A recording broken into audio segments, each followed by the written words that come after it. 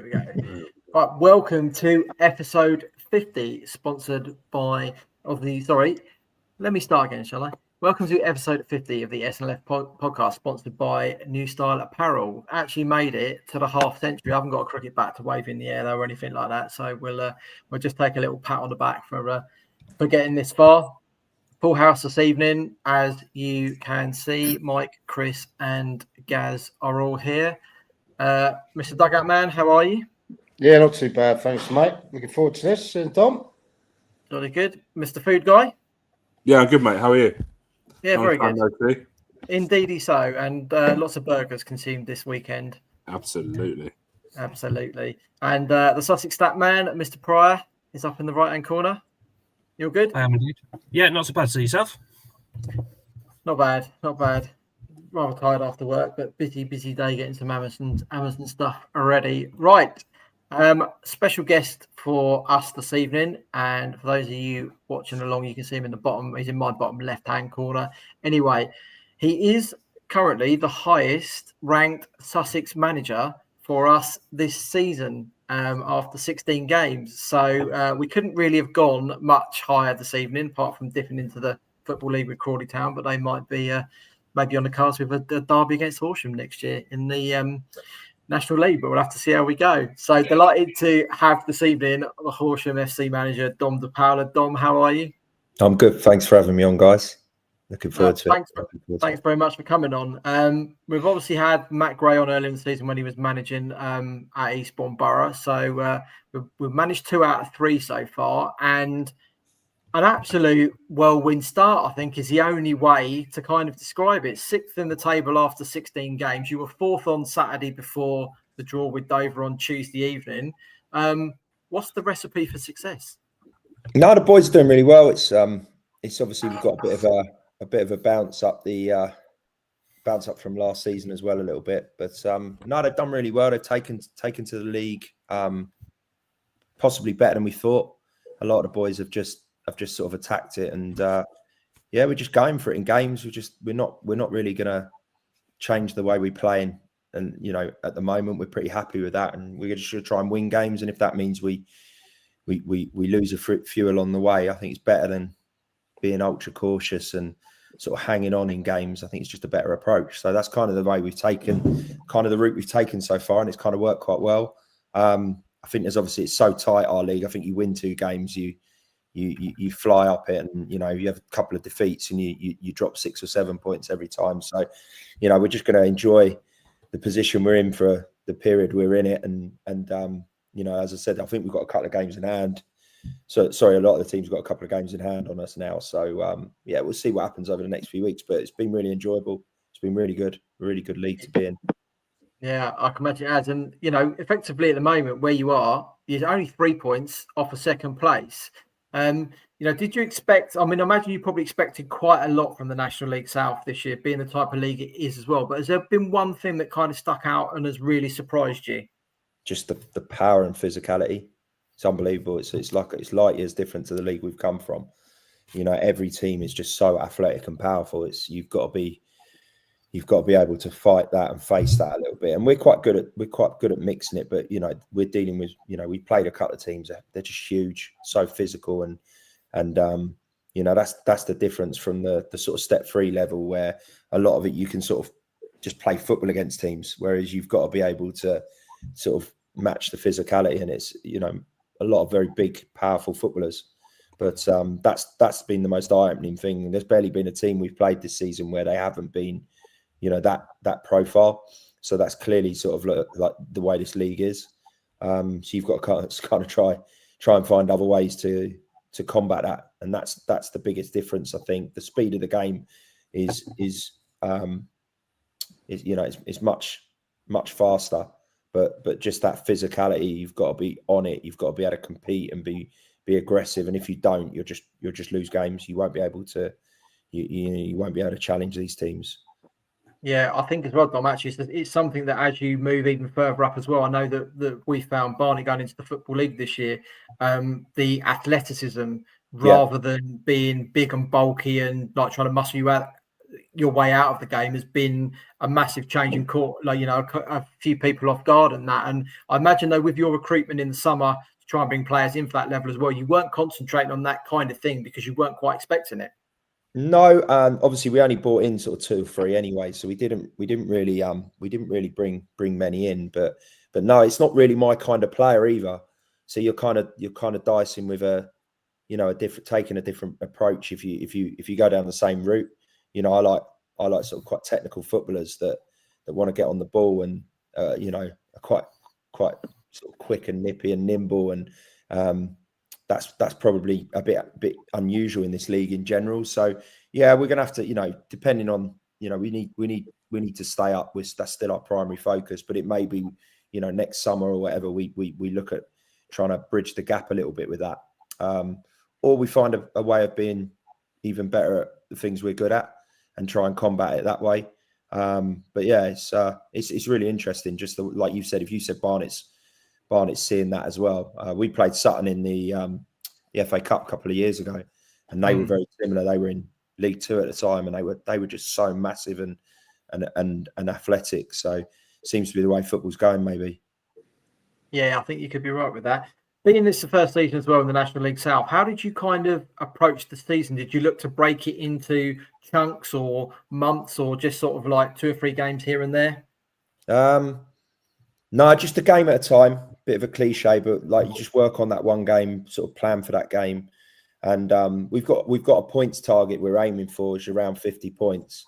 So we know that there's going to be periods where we're going to probably hit a bit of a slump, because it's natural when you're not the best team in a league. So we're just trying to sort of capitalise when we're in a good period and just get as many points as possible. But no, in general, we're just looking at each game. I mean, I haven't looked at Slough. We've got them on Saturday. I've got to do a bit of work tonight, and the guys are doing some work tonight on Slough, so we know what we're doing. And we're just trying to sort of focus on the one game and trying to prepare for that one. And we're coming up against all sorts of different things this year. It's really enjoyable from a football, from a tactical point of view, or from a sort of pitting your wits against teams, because there's just a lot more that's going on in games. So we're having to prepare and put more time into it, which is fine. It makes it makes it worthwhile when you get the results. But yeah, it's just one game. We'll just continue doing that. We did that last year as well, to be fair. I just think that's the way to go. Football just kicks you in the teeth, so you have to just ride out the moment and just make sure that you're as prepped as you can be for each game. And sooner or later you get to the end of the season, if you know what I mean. But yeah, absolutely. I imagine as well, a lot of the supporters have been looking forward, enjoying going to some of the grounds you've had, like Dagenham. Have you been to Ebbsfleet yet? No, not. I've been there, but not this season. No, yeah. We've got Torquay to come, and yeah, I mean, we're desperate to stay in this league. Like, it's a proper league. It's for the football club, for the supporters. We went to Bath Saturday, and we probably had about 200, 250 down there, and the support are really enjoying the away days. And they're proper clubs, proper grounds. Better pitches, all the things you want really for your football, and bigger crowds, and all the things that makes away days fun for the supporters. So we're desperate to stay in it, because you're playing these crazy teams like Dagenham away and Torquay away, and I mean, there's so many of them this year. And there's barely a team, like a lower grade team. Even the lower grade ones have got good facilities, good crowds. So it's definitely the league to be in if we can stay in it, because it's proper football. It's proper football, and you're only going to see maybe 1 or 2 others come down that could potentially enhance that as well. So it's where we want to be. Mike, is he frozen? Mike? Oh, sorry. Dom, how you doing, pal? Well, mate, how's it going? Yeah, it's good to see you. Looking well, mate. I see you on social media all the time. I must see your beautiful face everywhere. Big name now. Not as big as you at the moment, mate. 500 over 500 games.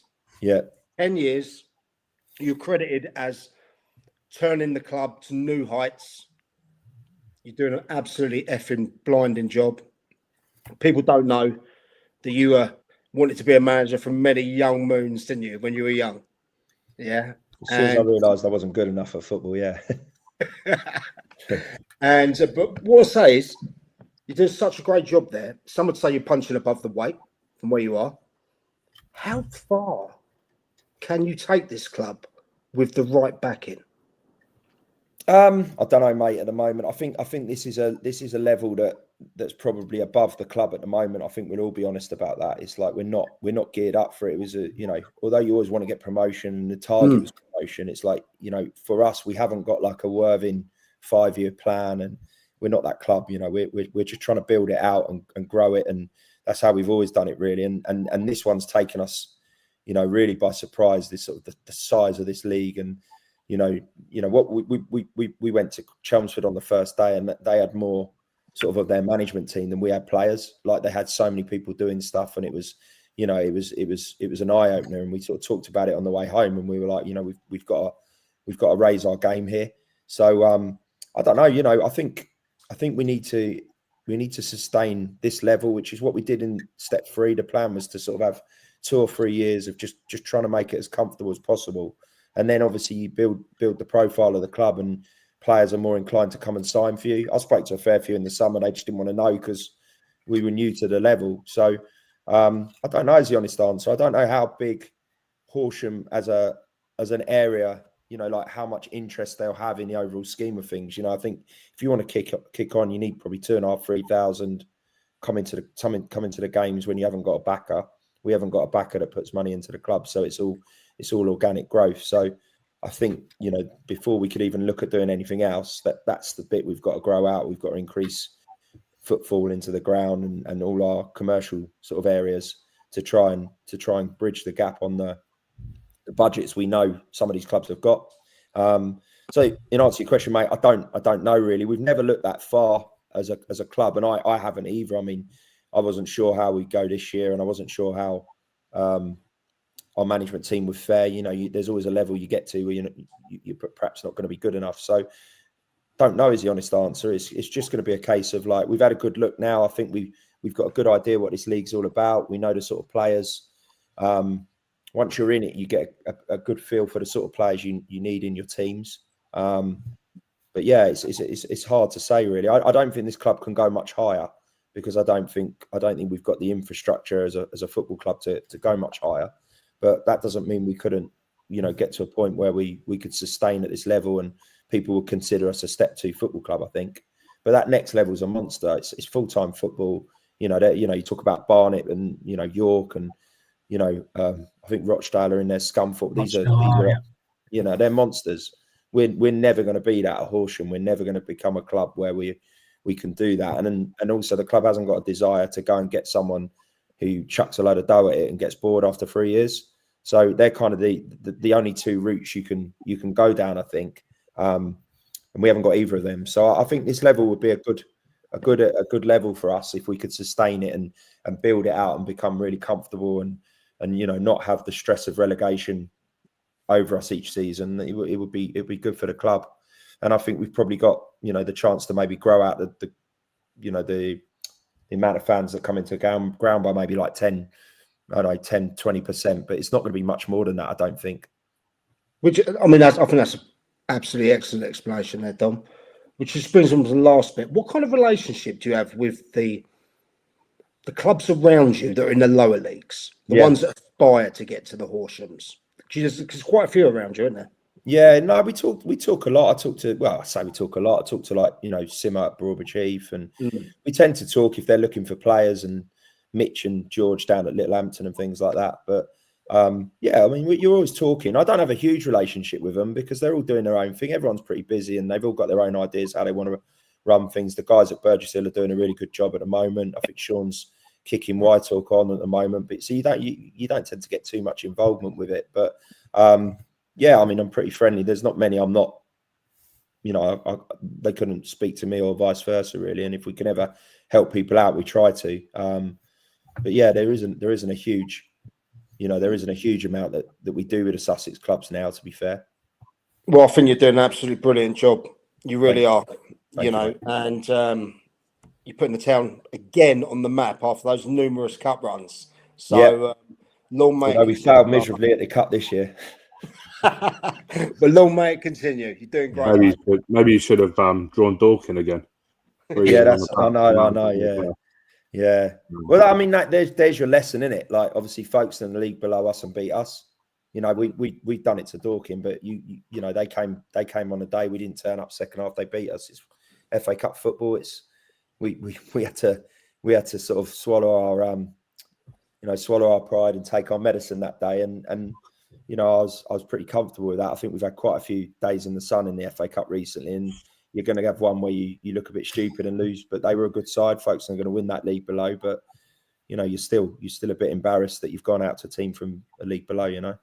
Did you get a phone call from a man up the road saying calm as a bitch? No, nothing like that. No, he's pretty good, Mark. He's obviously like all of us a bad loser, but he's also a good loser. Do you know what I mean? He's not one of those people where, you know, he certainly don't hold a grudge, and he's been plenty of times. So, you know, yeah, he's always pretty good. Okay. I got a few questions for you. Is there any point so far this season you thought, God, that sounds like our best? So again? Is there any point this season where you sort of looked at the result, looked at the game, looked at the players, looked at everything, and thought, yeah, that sounds like our best? Torquay? Yeah. Yeah, you know, I mean, every week in this league is mad. It's really good. It's mad. It's such a good league. For our boys at the moment, I think they're just they're all over it. They're really enjoying it. Hopefully, we carries on and we don't just fade off or whatever. But yeah, I mean, there's some in your squad, like Harvey Sparks, for example, who's been in and around football in Sussex for a long time. Didn't necessarily get his chance at Worthing. Moved into you guys and is now sort of playing at the same level at a club who I don't know if they did good enough or whatever. But they're a brilliant bunch of boys, and like it just shows sometimes if you give people a chance, they can take it. Half the thing in football is people think there's something better out there, and often what you've got under your you're already within your team is really good. And I think that's my sort of belief in this sort of stuff. Like, obviously not everyone's going to be able to do it, and sometimes it's not football reasons, it's just because of the commitment to maintain your body and all that sort of stuff. But you know, we've got some brilliantly loyal boys who've been brilliant for the club, and they've grown and developed with the club. And you know, like Jack Brivio today, you know, he's 34, played centre half last night. For me, he's as good as any centre half in this league. He's absolutely brilliant, and you know, he's a centre midfielder when he first come to us 7 years ago. So yeah, it's nice. It's nice that they're thriving and they're continuing to do it. And you want to keep those boys. You want to give them the chance, and until the point where they say they can't do it or they're really struggling. But yeah, we've got a lot of boys who were unproven at the beginning of the season, but now they're looking really good step 2 players, which is great. Amazing. How big a part do you think the fans have played in the success of Horsham Football Club? Yeah, I mean, they're really good. They're really not, in general, they don't, you know, that we haven't got that sort of moany, bitchy contingent. You know what I mean? Like, I think they come to football, and football's just part of the reason they go to football. They come to football to have a few beers and have a laugh and enjoy the day. I mean, down at Bath on Saturday, I don't think there's many of them that were sober, but they're a sort of friendly group. I don't think we ever get any real criticism of our support, and they've been really good. And I think the last 3 or 4 years, something changed. When we first moved into ground, there was quite, I don't know, the expectation was high, and then it wasn't quite as connected. But since the last 3 or 4 years, the supporters have been a massive part of it, especially away. Our support is so fun away; it's so good. We've got some work to do on the ground to make it a little bit more fan friendly at home, but definitely, definitely really, really good. Good support, and it all has to sync up, doesn't it? But our supporters are pretty good. There's a message there from Gilesy down at YM. Can you lend us some fans down the road, please?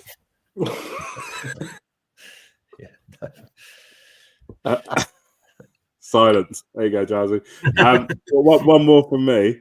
How many burgers you got through in the last 10 years? Mate, have you seen the size of me? I've had a fair few, mate. Yeah. Our burgers are good. Yeah, Very we're renowned good. for our food up at Horsham is Yeah, possibly too good sometimes, you know. But I was saying last night, the Dover lot all turned out. They didn't feed us, by the way, when we went up there. And last night, the amount of good food they all ate, there was about 35 of them. We fed half of Dover last night. So, yeah, the food's good at Horsham, really, really good. That's one thing about our club. They try and do everything as well as they possibly can. So they pride themselves on that sort of stuff. And I think with the way football is, like, you have to give something to people to make them come. And a lot of the Sussex clubs are doing good stuff. That's why we're getting big attendances at all of our games, really. And people are turning off from pro football and coming to non-league, because you can get a good beer or a good ale, and you can get good food, and you can watch a pretty decent standard of football on some of these 3Gs. Yeah, absolutely. I couldn't agree, and I think that's what we're trying to get across on the podcast, and me doing my little burger reviews. I haven't been to Horsham this year. Came second last year. They're behind Stenning because they're doing good things. But look, right. I think for me, like Dover, what you said there about Dover, like, it just goes to show they kind of forgotten their roots, right? They don't allow commentary. They don't do food. Like, you're showing Dover up in a really poor light for their respect, because look, they've forgotten where they've come from. You guys have still got that. You've got that sort of National League South mentality, but still remembering your roots. You've come up through step 5, 4, 3, and now in step 2. Like, that goes to show. So I like that. I'm going to pass over to Chris, because I know you're up against it tonight, mate. No worries. Nice to meet you, Dom. What a story Horsham Football Club have been over the last since I've been in Sussex, to be honest. Because I still remember you coming out of the Saffrons, like at County League, and I think it's a great story for anyone who you show non-league football if they're trying to get involved or they're wondering why they should start watching. I think Horsham's a brilliant story. It's just, this is what could happen. Like, it has been brilliant. Some of the stats on your season have just been brilliant. I mean, you're 7 unbeaten in the league at the minute. You're 3rd in the form guide. You're actually top of the away table, which for a club who are new to step 2 as well, and having to make, I mean, I saw the social post on Saturday saying it was Bath away is the furthest that Horsham have ever gone for a league game. Particularly with the travel, like, how are you guys finding that? Because there is a lot more miles to be clocked up. Yeah, so in the summer when we was looking at the table, one of the things that was going to potentially put me off doing it this year was the travel, because obviously it's a huge commitment, and I've got full-time work. I work up in London. There's a lot going on in my life as well. And luckily we were looking at it and we're doing all the maths, and we're saying, right, okay, we need make sure that all the ones that come down from the National League are local, and we don't want who was the team? Merthyr. We were praying they went in the north, and it's like, and it's sort of all aligned really. And there's only really 3 or 4. There's Chippenham, Weston, Bath, Torquay. The rest of them are very similar to the league below. So what we found Saturday, to be fair, and we've had a bit of a meeting about it since, is I don't think we got it right in terms of our prep when we got down to Bath, because it's a longer journey. We don't normally think about it, but we're going to have to change how we warm up for those games, because we were on the coach for 20 minutes of the game. Like, we were just nowhere near it when we started. So it's just those sort of things that you've got to kind of think about and adjust, really. But no, the travel's not too bad. We're really lucky this year. Obviously, it can always change with teams coming in and out of it. But for us, it's most of them are like 2.5 hours, which is not too bad. And then, we knew there's going to be a few that are bad. And I'm personally going to stay down for Torquay the night before with the family. So that's not going to be too bad. I know a few of our boys stayed down in Bath for the weekend. So make a weekend of it and make it enjoyable. Yeah, definitely. I saw the conga that was taking place at Bath, which is like a big time. And I mean, you said about going to attack games as well. When you lost 4-3 at home to Worthing, I was like, at least you're giving it a good go. And obviously, I didn't know at the time how things were going to pan out. I got that well wrong. Yeah. But you've also got the 5th best defence in the league. Like, you've conceded, you've got a better record than Hornchurch, who are top of the league. Yeah. Yeah. We're always all right defensively. We pride ourselves on being well organised, and where we found it tough is scoring goals this year, because obviously the standard of the league, like last night, we should have been out of sight really before they equalised, and we've had 2 or 3 like that this year. So it just becomes a bit harder at the top end of the pitch. But yeah, we're always quite good. I think last year we had the best defensive record, or best 1 or 2 in the league, and that comes from my days a long way back when we just never had the money to get any forwards. So we used to always just make sure we were hard to beat, and that took us a long way, really. So that's prior to Horsham, has always been my view that if you can keep things tight, you've always got a chance of doing things. But Yeah, no, the boys have been really good, really good. They all work really hard to we don't concede many chances, or we haven't at the moment, and it goes a long way to keep you in games. Yeah, no, definitely. And it's, you've had a cracking start. I think the fixtures do start to turn a little bit in November, as I said last week. So hopefully that doesn't come with a sting in the tail. But no, congratulations to you and everyone at the club on a fantastic start. It's been brilliant. Thanks. Yeah, we just got to keep going. I keep saying to everyone not to really get too excited. Like we're expecting a period where it doesn't go to plan. So we've just got to capitalise while we're in a good place and try and ride out the negative bit and go again. But it's been really good so far. Yeah, and anyone who refers to a day in Barnsley as a night in the sun is fair play to you. Oh, never beat that day. Was that a 3-1? Was that? Yeah, you never beat. Yeah, what a game! That was an amazing day. That was amazing night, amazing day. Just you ain't beating that, unfortunately, but it was a bit special that night. Excellent stuff. Don, we'll let you get off and do your Slough prep. I mean, obviously they've not had a great start to the season, but Scott Davis' sides are hard to beat normally, aren't they? So he's not bad. Go and get you working. Good luck for the rest of the season. Cheers, guys. Well done, Dom. Thanks, guys. Keep it on. Cheers. Thanks. Bye. Here we go. Highest ranking Sussex manager at the moment in non-league football. Can't ask for much more than that of a Wednesday evening, can you? That's 2 out of 3 National League South sides as well we've had on so far. Yeah, 2 out of 3. 2 out of 3 ain't bad. This man, you could tell he was a sicko for the management when he was like 14, 15 years old. He used to have the stats on his wall when you go around there as a kid. I mean, and look what he's done. Proves it, doesn't it? Put the time in. Well, he could have been Dom Paolo at Horsham, or he could have been a Sussex stat man on the podcast. So, one or the other. There we go, one or the other. Right, let's get into everything this evening. And just before we get into the leagues and the results, we're going to give a bit of a recap on the ground hop. A little bit soggy at times at the weekend for a few of the games, but plenty of goals and plenty of people through the gate as well. We'll come to the games a little bit later that Gaz and I managed to get to. But for the Hoppers themselves, they saw a 2-5, a 1-4, a 4-2, a 1-3, a 1-5, and a 4-1. 33 goals in total across their 6 games. They saw. A lot of sides as well taking the lead, and 2 on Sunday taking the lead and losing both games. Then through the gate, starting with Friday night, and these are in order of the Saturday and Sunday games as well. We had 185 at Alfold, 223 at AFC Vardinians, 162 at Southwater, 293 at Lancing, 255 at Loxwood, and finished with 447 at Godalming. So 1,565 people went through the gates there. It's an average across the 6 of 260 per game, which is pretty fantastic, really, considering the weather on Friday night and Saturday evening wasn't too pleasant, but Sunday was lovely and sunny. Well, not only was the weather, but there was also two step 2 games in there as well. It's not step 2, step 7. Sorry, I meant Div 2. Yeah, I meant Div 2. And Alfold. The scenes I saw at Alfold, obviously wasn't there. I saw them on socials, but my God, felt like home. Right, absolutely biblical. But I know fantastic weekend. I think the food was fairly decent. What I had as well, couldn't really grumble at that at all. Didn't manage to get to the pulled pork baguettes at Godalming because the queue was horrendously massive. So I gave up and got a tea and a Mars bar and a Kit Kat instead. Oh, you should have said, look, my mate's the SNLF food guy. Let me to the front of the queue.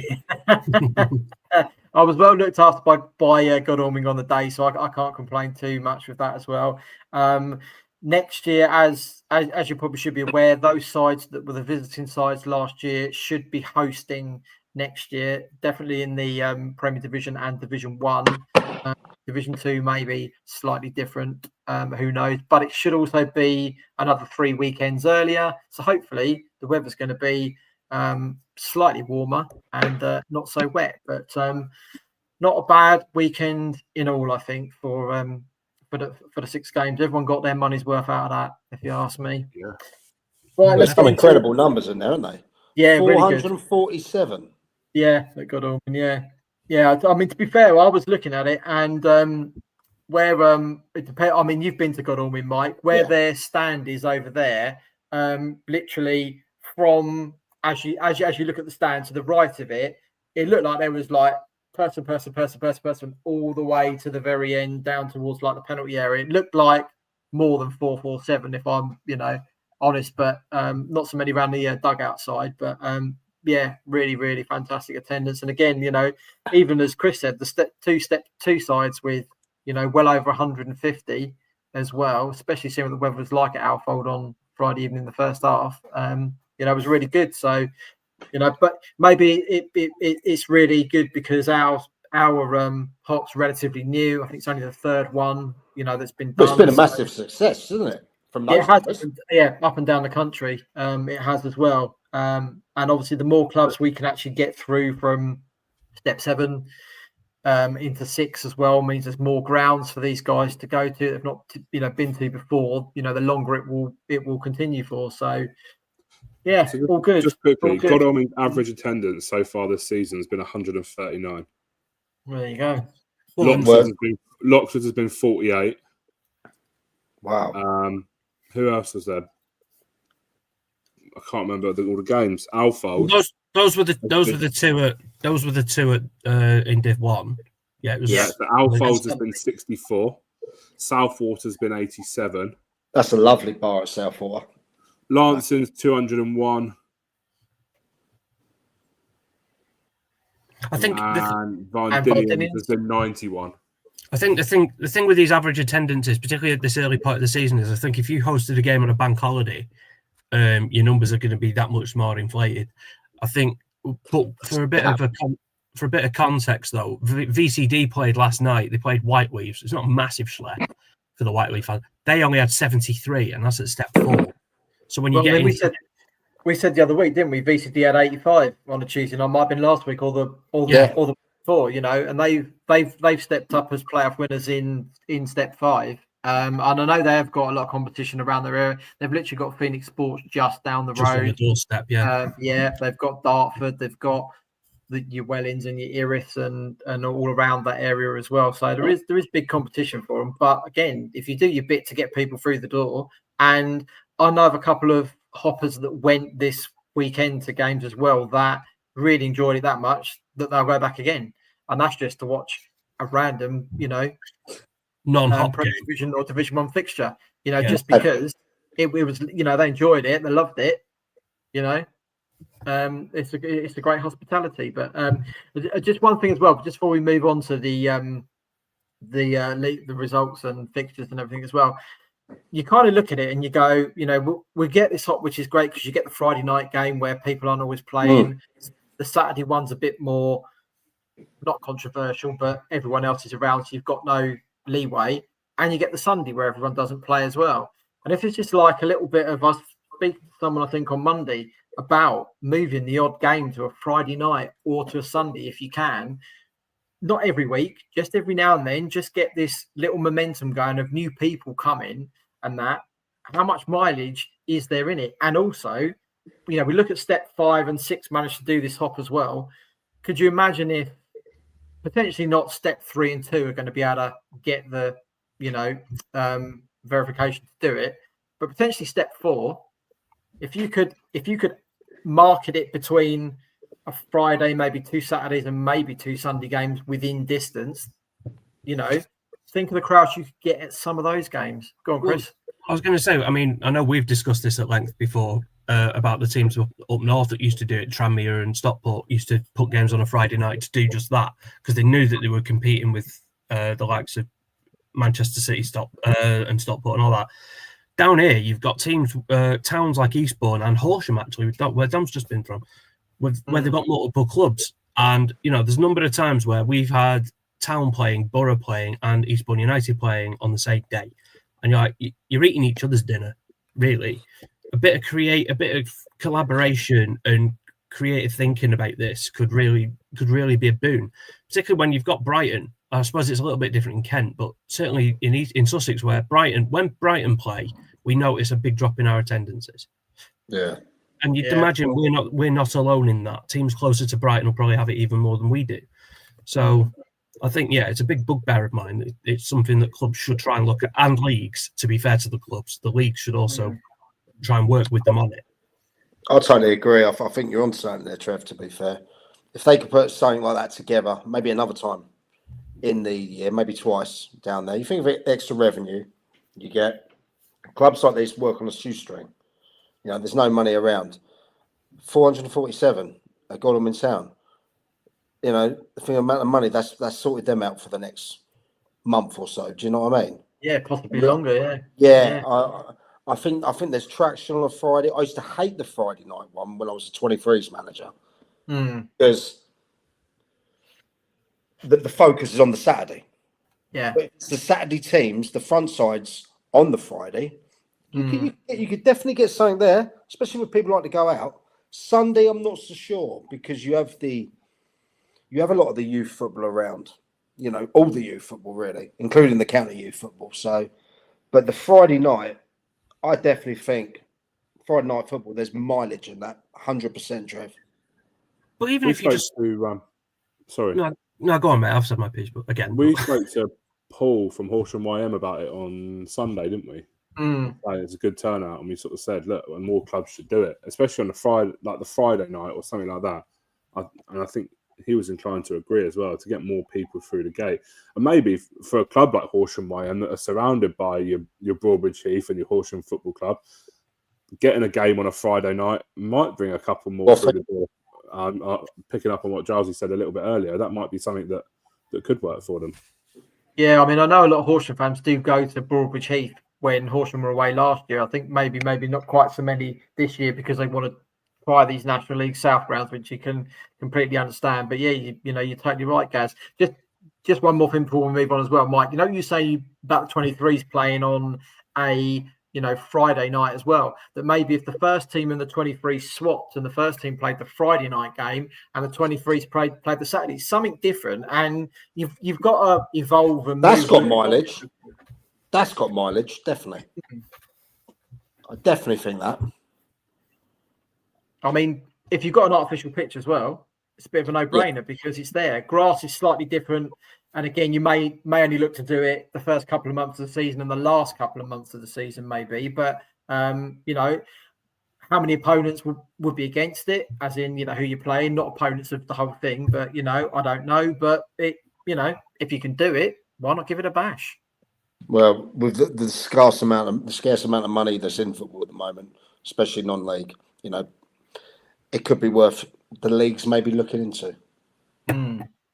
Yeah, right. Let's go on with the results and into the National League South. Last Saturday, Horsham, as we know, won 2-0 down in Bath. Eastbourne Borough also won, beating Enfield by 2-1, and Worthing beat Hampton Richmond by 3-0. On Tuesday evening, Eastbourne Borough went down 2-1 at home to Dagenham and Redbridge, and Horsham drew 1-1 with Dover Athletic. This coming weekend, all three sides are at home. As we heard, Horsham host Slough Town, Eastbourne Borough host Weston-super-Mare, and Worthing are at home to Hemel Hempstead Town. On Tuesday evening, all three sides are at home again. It's a bottom of the table clash between Eastbourne Borough and Chippenham Town. Horsham are at home to Hampton and Richmond, and Worthing are at home to AFC Totton. Whilst Horsham are doing extremely well, Worthing are right on the coattails as well, up to 7th, 2 games in hand on Dorking and Horsham as well. Everything going in the right direction. I was wrong. I was wrong. I'll hold my hands up. Look, I didn't think it would have as much of a bounce back as he has. And that wasn't for I didn't want him to have that sort of bounce back, but I just thought there was all this big song and dance about him coming back. Maybe it might have been a little bit premature, but look, I was wrong. I hold my hands up. It's nice to see him. Wanted to come on now so I can tell him I was wrong. We'll try. And funny, actually, Mike, the opposite to that new manager bounce hasn't happened really at Eastbourne Borough. They won on Saturday, which is a great away win up at Enfield, but then followed up by losing by the same scoreline at home, and they just can't get out of that bottom four and get any momentum. And it's getting longer and longer, isn't it? Well, they've got 11 points now, second to bottom. If I'm right in saying, have they added many? Not really, have they?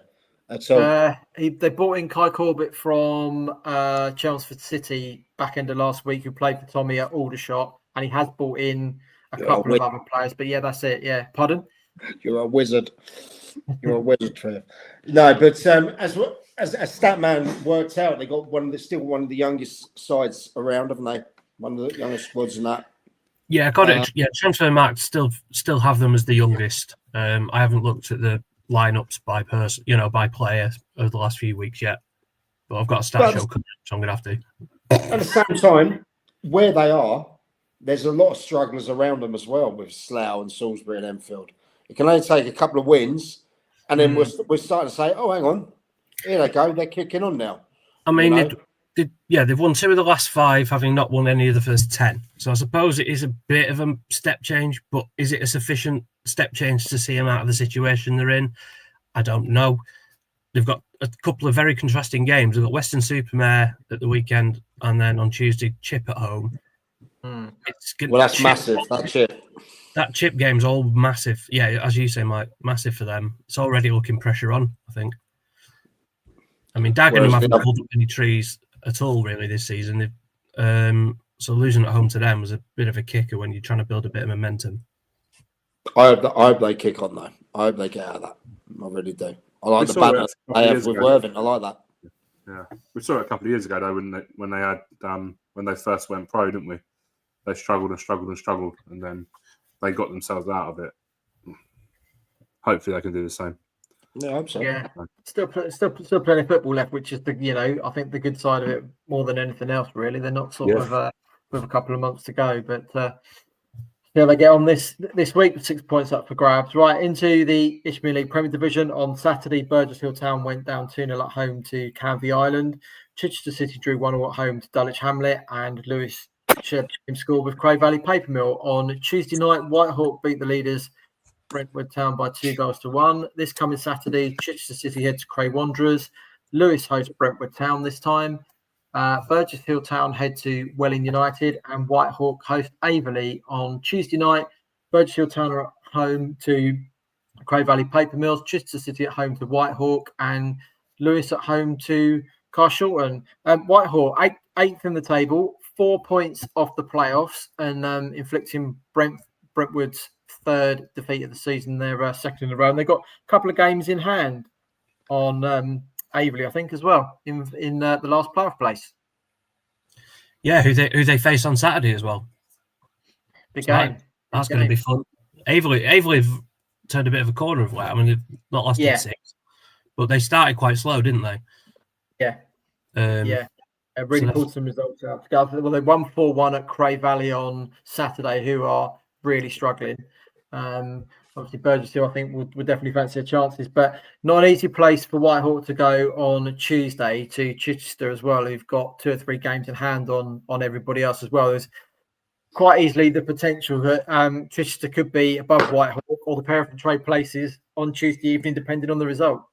It's the most condensed league of the ones we cover, statistically speaking. Like, I think I wrote some stuff down, like Chatham a third, down to Ramsgate in 18th. It's only 9 points. Like 9 points. Yeah, Chatham are on 24 and Ramsgate are on 15. Wow. So that's the majority of the league. 9 points. It is absolutely insane. But yeah, I mean, Lewis are 11th. They're 3 points off off Ramsgate in 18th, but they're only 6 points off the playoffs. It's just nuts.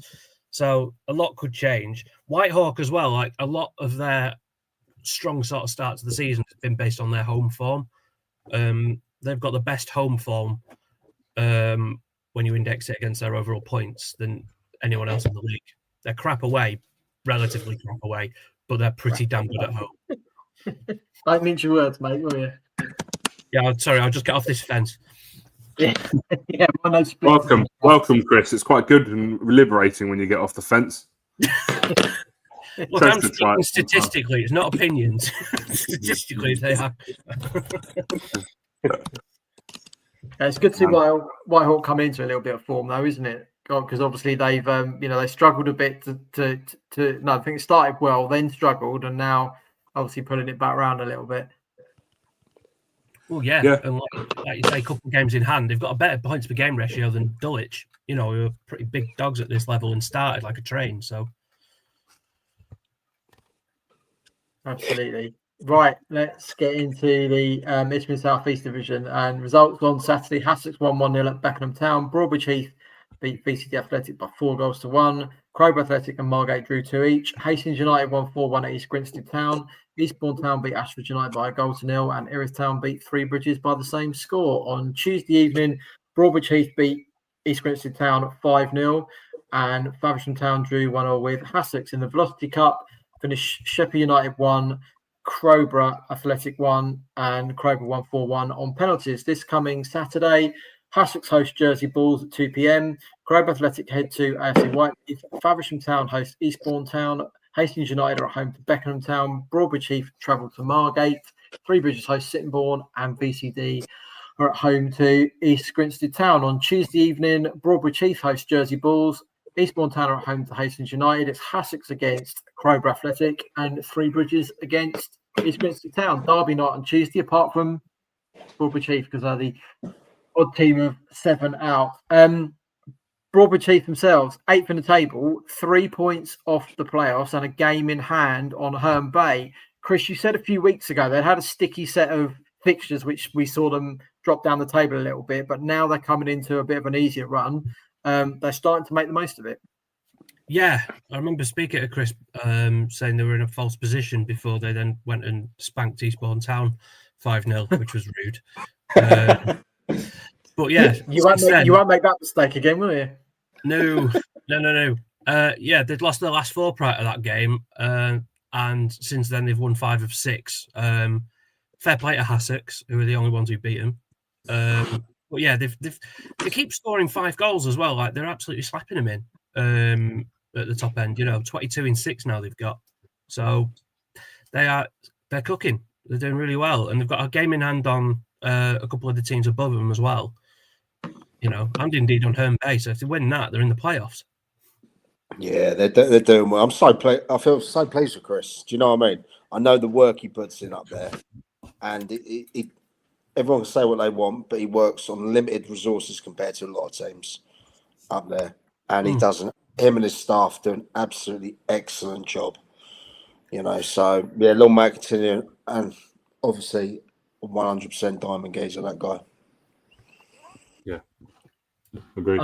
Another thing, actually, on what we were saying earlier in the hop with the Fridays and the Saturdays. Obviously, last night Horsham played at home. Broadbridge Heath played at home as well. There's only 102 through the gate at Broadbridge Heath. Does that Tuesday, Wednesday come into the equation as well, or even the Monday evening? I definitely think there's mileage in that. If you look at all the clubs around there in that region, it's a compact region with some decent clubs really around there. I think that's absolutely, the league should look into that. They really should. I don't think the Isthmian League would be that bothered. If you look at the South Central, they're always having games on a Wednesday. Are they? Yeah, you have to you have to declare your midweek night though when you fill in the forms at the beginning of the season. So you can't suddenly just go, right, we'll play Tuesdays and then Horsham's games are going to marry up with us for 2/3 of the season, so we'll now play Wednesdays. You'd have to get, I think, a bit of dispensation to do that, but you can choose it at the beginning, and I don't know why a lot of clubs don't go towards the Wednesday. I know of clubs in different counties that have always played Wednesdays, and it hasn't changed. And again, you just got that ability to then attract a few people that maybe might not be able to do a Tuesday night because they've got other commitments on a Tuesday night, but a Wednesday is actually perfect for them. Obviously, it ain't for us because we're blooming podcasting, but so we'd rather they stay on a Tuesday night. But from the point of view of clubs making money, you just got to keep looking outside the box, haven't you, as well? The groundhoppers, though. The groundhoppers, they could come and do a Tuesday night game, a Wednesday night game. They're ticking 2 grounds off. Yeah, potentially. Close. Obviously, there's a game on tonight in Kent. Sevenoaks. Yeah, Seven Oaks 1-0 up. Who are? Sevenoaks are 1-0 up. So, but I'm betting there's a few more in there than they would normally get if it was on a Tuesday or whatever. So, anyway, that's mine. They play Wednesday every week, actually, Sevenoaks. So that's always been their Saturday to Wednesday attendance though. A ratio, yeah. There you go, Chris. I can work it out, but I haven't got it to hand. I just want to say before we move on from this division, just well done to Sussex. They got a great draw last night at Faversham. Are you reading my script? Because that was the other point on here for the Isthmian South East. Yeah, good point at Faversham. 5 seconds from ending their unbeaten record, I read this morning. But them as well, they're 6 points off the playoff. Game in hand on Herne Bay would actually only leave them 3 points behind Herne Bay as it stands, which is not a bad effort so far this year. Incredible job. No, they've been brilliant. I mean, 5 unbeaten as well. Beat Broadbridge, who we've just been singing the praises of. So, and they do. I mean, last night apart, they did seem to be picking up a habit as well, getting late goals, which speaks well to the work that the guys are doing. You know, at Hastings certainly they got a really late equaliser down at the Pilot Field. So, yeah, no, for them to have started this well with those resources is just brilliant. And everyone I speak to that goes up there to Sussex and that, they always come back and tell me they've had a great time and experience. Do you know what I mean? And not credit to Pat and that, Pat Harding and the show they put on there, and obviously on the pitch those Westlake boys, because everyone says just a nice day out, good people, good run day. Yeah, exactly. This feedback I had from 2 Jersey Bulls fans on Saturday night as well. Right, into the Isthmian South Central Division. Results on Saturday, Hendon and Littlehampton Town drew 3 each, whilst Bognor Regis Town went down 3-0 at Westfield. Last night, Bognor Regis Town beat Hayes and Yedding by 3-1. This coming Saturday, Bognor are at home again, this time to Hartley Whitney, and Littlehampton Town are at home to AFC Portchester. Bognor have now managed to move a point above Littlehampton, which we probably would have said about 6 weeks ago was mildly closer to getting the winning lottery numbers than that's happening. And Tuesday night beat a good Hayes and Yedding side in 7th. They've got Hartley Whitney at home this Saturday, who are in 6th. So if they can pull off another good result there on Saturday, be fantastic for them. We said earlier in the season as well that while they're not playing at Nywood Lane, and we've seen some pictures today that suggest that the asphalt's down, so the pitch is going to be next to there, not too far away, and looking at mid-December, I think, at home to Bedfont Sports as their return game. But it's vital that they just picked up a few points, ticked over until they can get back to Bognor, and then we'll see if they can motor like Chichester and Three Bridges did when they returned home. Yeah, 100%. I'm just having a quick go on. I was going to say, since the 4th of October, only Westfield and Moneyfields have got more points than Bognor. Can I just point out that, and I know that you talked about this last week, Dan Lincoln signed for Bognor on the 3rd of October. Oh yeah, I forgot you were Dan Lincoln fan club.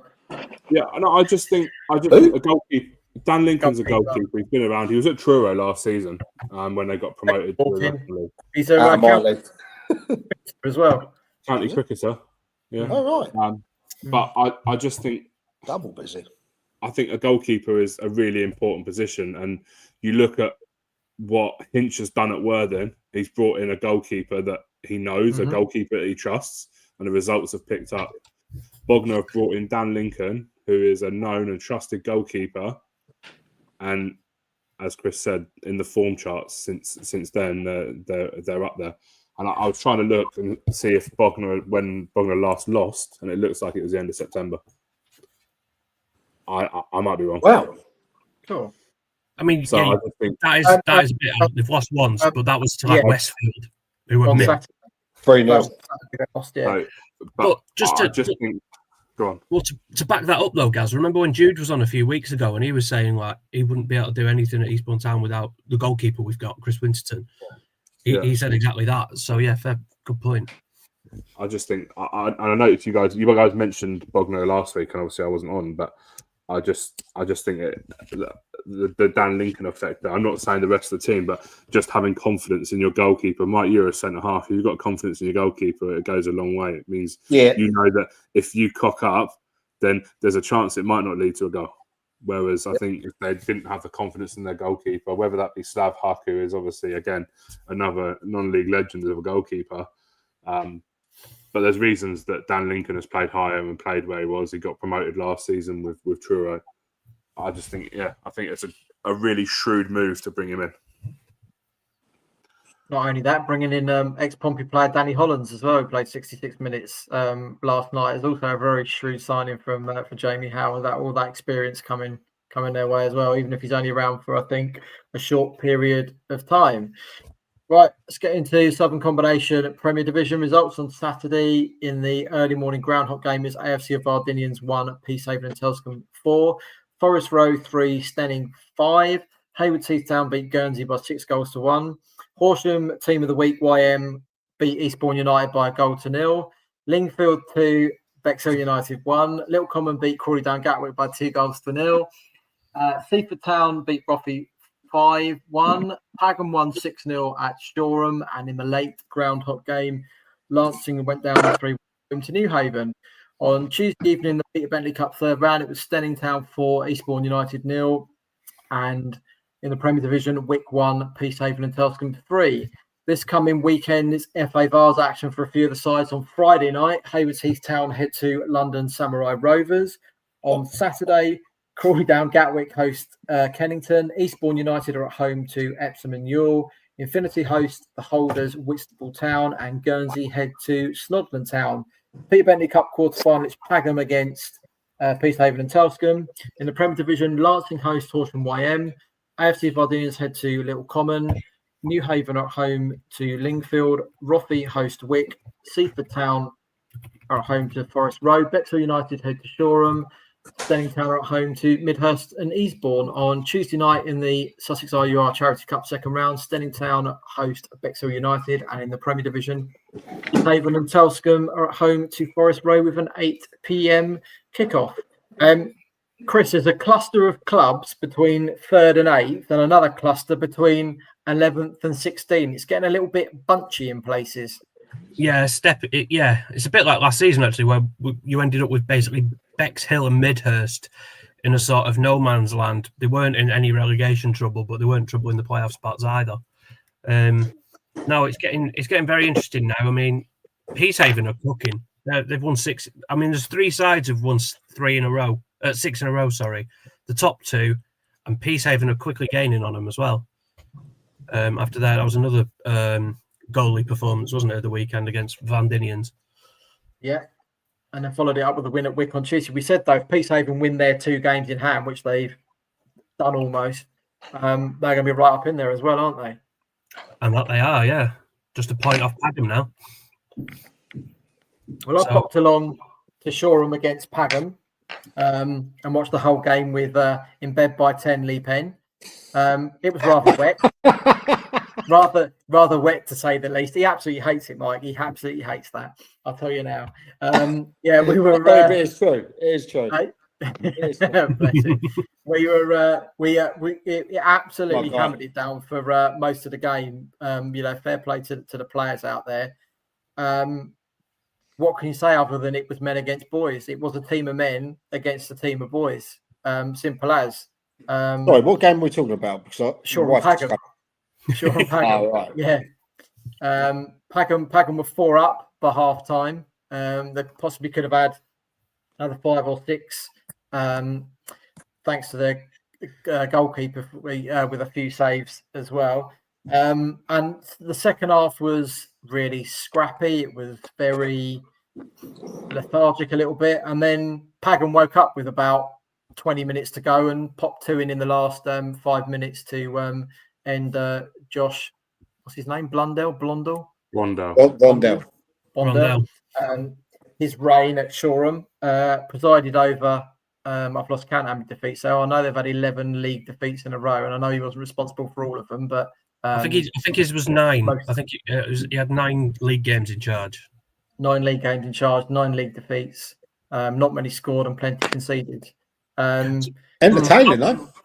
Very entertaining. And you know what? I've got to say, absolute credit to every single Shoreham fan that was there on Saturday. And there were a lot. The fact that they've gone out in numbers every week and watched what probably was football suicide on a 90-minute basis. I'll tell you what, they've got a fan base there, 100%. Yeah. You know what I mean? Did the little ones come out with the drums? There was 4 or 5 of them, bless them, trying to get something going. The little junior ultras. Yeah, in the pouring rain, bless them. But not surprisingly, Josh got the bullet during the week. There's no way that could have continued there without them finishing in the bottom 2. Best of luck to Connor Cox. I think he's got a heck of a job on his hands to make any inroads into anything there. And I wouldn't say Packham had to play at full strength either to score 6 goals, which is alarming, concerning. Is Lemmy getting a tune out of him? Yeah, absolutely. Josh Irish obviously come across from Wick. He's on he's on the bench at the moment. George Bowman, who's their main striker, scored twice. Probably could have had a hat-trick. He had 60 minutes. Josh had 30. Josh did get one at the end. But he needs to get himself a little bit fitter. And then I think good player.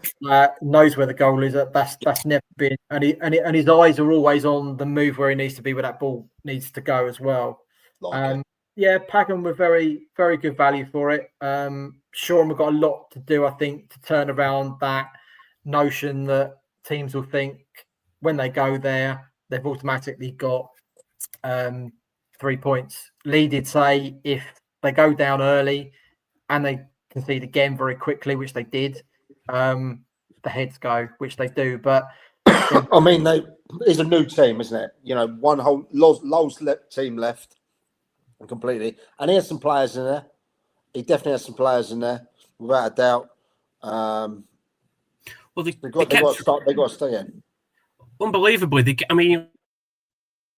look at Shoreham's record, and obviously it doesn't have in there who was manager where and when. They kept 3 clean sheets in the first 4. But Chris, it was a totally different team. I don't think there's one player. There's one player that you know, as soon as Lowell went, you know, overnight, a lot of players left. And what I'm actually doing is talking myself out of a job. I'm highlighting the the issue with stats is that sometimes they do lack context in and of themselves. Stats are useless. If you don't have that context, like you've just provided with Shoreham, they are completely because you would look at this if you weren't from round here, you looked at that fixture list, you're like, hang on a minute, 3 clean sheets in 4, and then what were they playing with 7 players? Look, not a concept at all. You know, some players play for the managers, some players play for the club. You know, that's no secret. I've played for managers. I played against clubs, but I do find that, you know, he was always on a bit of a hide into nothing, where the fact that he had one day he had a whole pool of players to pick out, and then the next day or the next few days he didn't really. You know, the players he brought in, he has to nail his shirts to the sword there. You know, some of those players were his players. They've got a couple of decent players in there. They're going to need more. They're definitely going to need more, and it's a big up for the lad. Go on. I was just going to say, Mike, out of that 11 on Saturday that I saw, 2 I would keep that looked. Was one the left winger? No, he was shocking. One was a blonde-haired kid, played at the back, middle of the back 3. He looked reasonably confident, short on the ball. Trying to think who the other one was now. Keeper wasn't too bad, wasn't great coming for crosses. The question I was going to ask though before that to you was, you know, with that kind of thing, we know that happens, that managers go, players follow. Yeah. So when you're looking to appoint someone, the first question you should be asking, how big's your contact book? Because from what I saw on Saturday, or the first question then should be, how good's your contact book? Yeah, that too, because there was a lack of experience in that squad. There was nothing on the bench either. They were all so young. It was literally watching a team of boys or very young men, play an experienced county league side. Simple as that. Yeah, I think the lad, the previous manager, he was involved with uni football, wasn't he? You know, I was going to say, yeah. Big difference. Question. Sorry, moving on a little bit. I just question: is this Connor gonna add anything different to what Josh was well, I don't even think he's took a session yet, has he? Or maybe he took a session last night. I don't know. The time will tell. Look, there's no trying to shine it up to say he hasn't got a big task ahead of him. He will know that, you know. But if you don't give him the chance to try it, he's obviously spoke with the team, the committee, people like that in the background, and then thought, do I fancy this? Has he put it across the right way? Look, it's a big ask. He knows that, probably. But then again, he could go and bring in some people. We could be speaking a couple of weeks thinking, cool, they turn them over. Look, time will tell, innit? I know people. I know people at that club. I like that club. I like the fans in that club. It's bad to see where they are at the second, but let's just hope that they, it's going to get tough. They're in for a tough month already, though, fixture wise. Bexhill at home. Bexhill at home. YM away. Wick home. Stenning away. Roffey home. P7 away. That's not an easy run of fixtures, and they're already going to be. Huh? You've got to play them all twice. You've got to play them all twice. And, I know that. Given their form, I mean, they're literally on the worst defensive run this league has seen since I've got data going back. Well then, he's got no expectations on him, has he? Then the young lad that's gone in there, and it's an appointment. I thought someone like Billy would get it, or there was talk of Dean Cox and people like that. I mentioned this a few days ago, when I was speaking to Lee Penn. But look, let's see how it does. Let's see how it does. You know, expectations are low, aren't they? From there. I want them to get out there. I hope they pull off the Great Escape. We'll see what happens. So after Shaw and Pagham, I danced through the rain down to Lancing for the last game of the Hop on Saturday evening as they took on New Haven. Obviously, Lancing, another club in need of points this season, and obviously, Gaz, we saw New Haven the week before, the Tuesday before, didn't we? At home to Stenning. Yeah. They were a bit up and down. They were a bit more consistent on Saturday evening. They went ahead very early, New Haven, after only about 3 minutes, and I thought, could be on for another 6 here. But credit to Lancing, they played really well, got themselves back in the game to 1-1, came in at half-time level. And beginning of the second half, I thought the only side that was going to score was going to be Lancing. New Haven couldn't get out of their own half. And then they got into the game and they got what I can only describe, and I'm sure Lee Robinson is listening this evening, a very fortuitous penalty. It was, what's the word? Interesting. To say more than anything else. Interesting. I wouldn't use the word interesting. Soft, I think I would use the word. That penalty against Lancing? Yeah. That penalty, by the way, because it stopped me from doing my dugout diary with the ref. Yeah. Why did you stop me? Did you not? Yeah. For what people don't know, I was supposed to do an interview with a ref, and he got a bit of grief because that was going to be one of the ones I was going to talk about. So yeah, Sussex FA. Cheers, nice one. A surprise. And then New Haven did go on to score a third. There was fireworks at some point when someone scored. I think it might have been Lancing actually in the background. No, but it was a well soft penalty though, wasn't it? It was. Let's be honest. I like Robbo a lot. Let's be honest. Yeah, that was extremely soft as it went. Scored a third, and that wrapped up the evening. Managed to stay dry. Met a couple of Jersey Bulls supporters that live in Kent, which is very obscure and ironic. But that was Saturday. So We'll get on to Sunday. And what, after coming away from that game then, Trev, how do you feel about Lancing's chances of stopping up, given obviously they're still bottom, but it's quite close now? Considering, I wasn't too enamored with their striker. I didn't think he was a lot better than what Coxey had when I saw him lose 5-0 at Stenning in the FA Cup back in, I think, early September. I think defensively they're on the 5th goalkeeper, which is never easy. I might get a game. You may get a game. I think both sides actually had young goalkeepers, very good shot stoppers. Coming for crosses wasn't particularly great on either end. Punching the ball out was pretty good.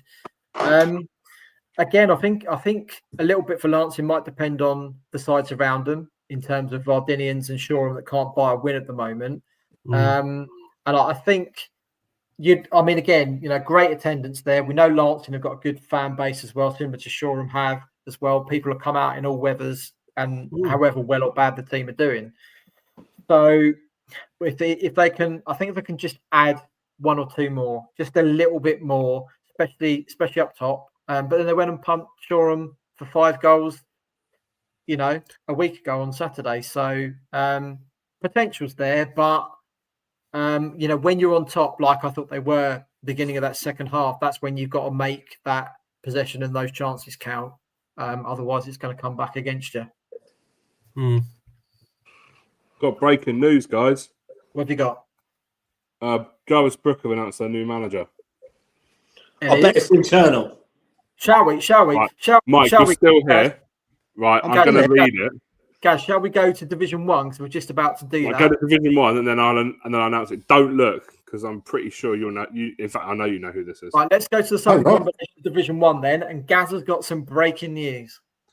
We are delighted to announce the appointment of Dominic Fitzmaurice as our new first team manager. Wow, Dom's got in a there. wealth of experience and knowledge at both this level and of football, our squad, and our club ethos. We very much look forward to him joining us this Saturday. That was as of 2 minutes ago on Instagram.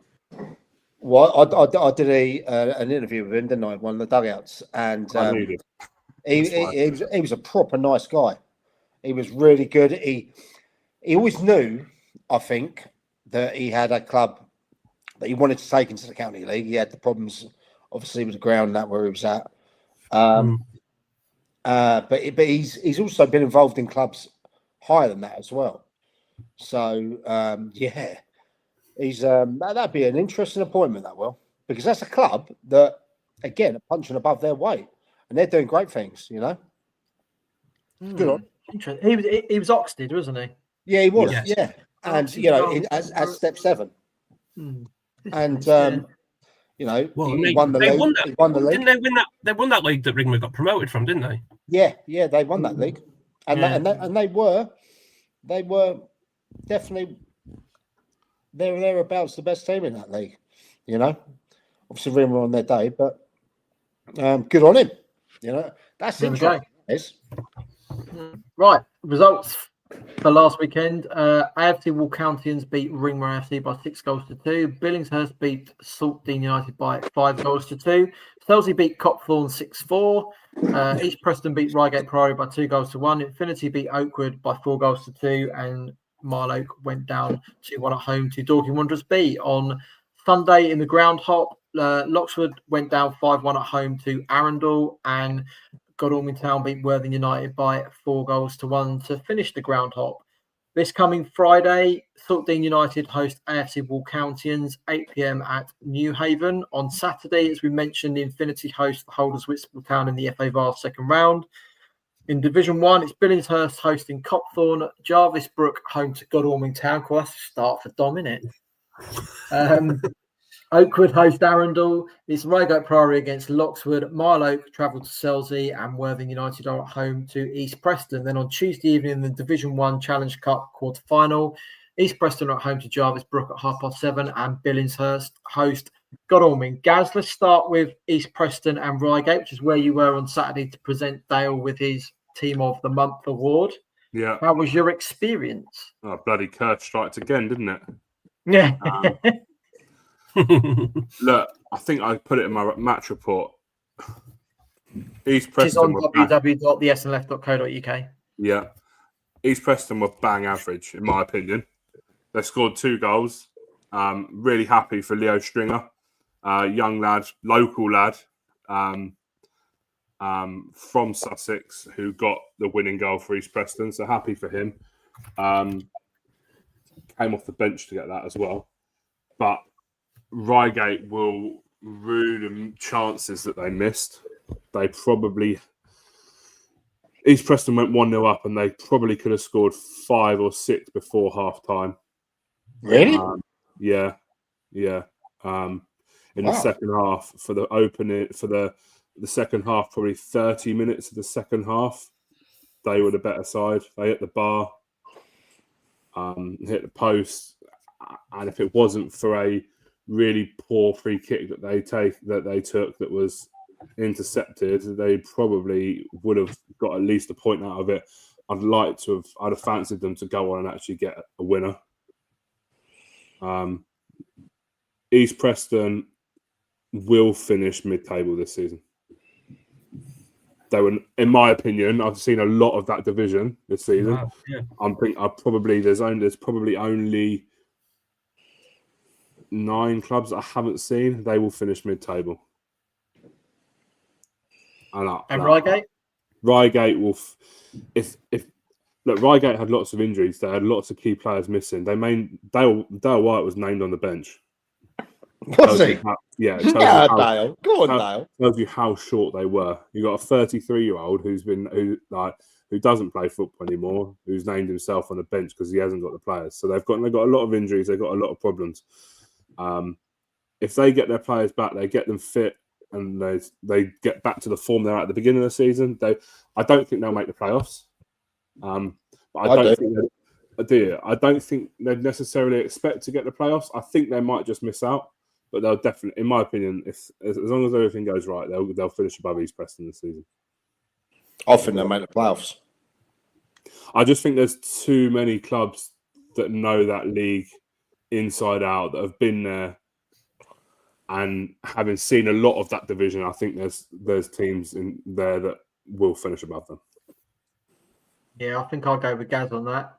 Bearing in mind who's sitting above them at the moment. Aaron got a couple of games in hand, didn't they? They're doing well.